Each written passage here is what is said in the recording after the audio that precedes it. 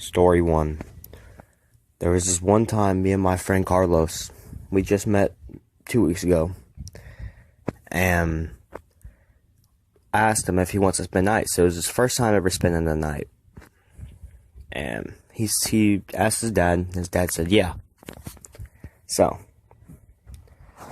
I walked to his house, knocked on his door, I said, "Are you ready?" He's like, "Yeah." His dad said, "If there's any trouble at you, Carlos, you have to go home." So he said, "Yes, sir." So first night at my house, we didn't really do much, but once it hit 12 o'clock, or it was like 12:30. When it first hit 12:30, everybody went to sleep, except for me and Carlos. We really couldn't sleep. So me and Carlos informed me about this new house that he saw, and it's been abandoned since 1980. And he asked me if I wanted to go check it out.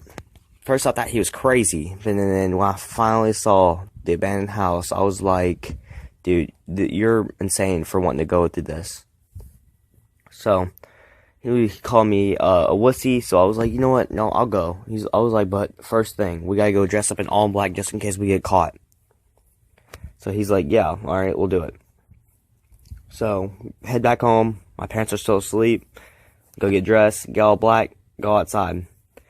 So we head outside, and right before we went to the house, I had this strange feeling, this weird feeling I had inside my stomach. Made me kind of unsure about this plan. He was pretty nervous too, but not as nervous as me. So we finally make it inside the house, close the door. It's abandoned. It's all black inside. So we walk in, and we were in there for 10 minutes, and then we start hearing these noises upstairs. It's like creaking noises, like on the ground. They're like, "Er, er, er."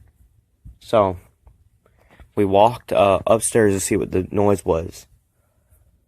And Carlos told me something was touching him. I was like, "Dude, you're lying. You're just trying to say all this to get me scared."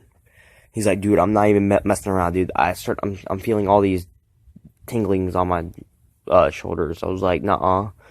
And then at first I didn't believe him. 5 minutes later, I started feeling it too. All this tingling sensation I start feeling. So we go inside the bathroom.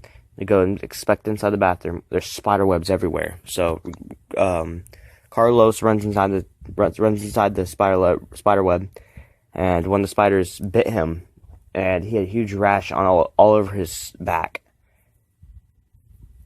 And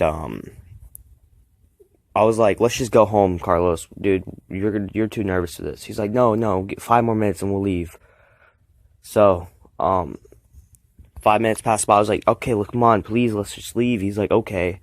So we went next to the door, and we started hearing creaking noise, like get closer and closer and closer. So we opened door, slammed door, and ran outside the house. And then after that, we ran inside my woods, and we were running because we got really scared, and we felt someone was watching us, and then we came running across the forest, and so we heard footsteps. We hid behind a tree. There was a huge tree we hid behind, and I was like, "Dude, I for real, I'm not even kidding around. Someone's watching us." And he got really freaked out when I said that. So we ran inside my house, slammed the door, locked all the doors. My parents waked up, like, "What's happened?" I was like, "Nothing." So they just went back to sleep. So when we were sleeping in my room, we're on the top, the 2-story house. We go on the top. My house is on the very top upstairs. So we're on top. I was on top bunk, and right next to the window. We start hearing banging noises on the window, and we heard these banging noises, and I opened the window. I saw this weird shadow. It was this black shadow. And I completely shut the blinds, and I was like, "Carlos, someone's watching us. Like, for real, someone's outside." We go outside to go inspect. We go back inside, and someone's watching. Someone knocks on the door, and we yelled, "We're gonna call the police," and they got scared and ran away. But yeah, that's my story, guys. Still haunts us.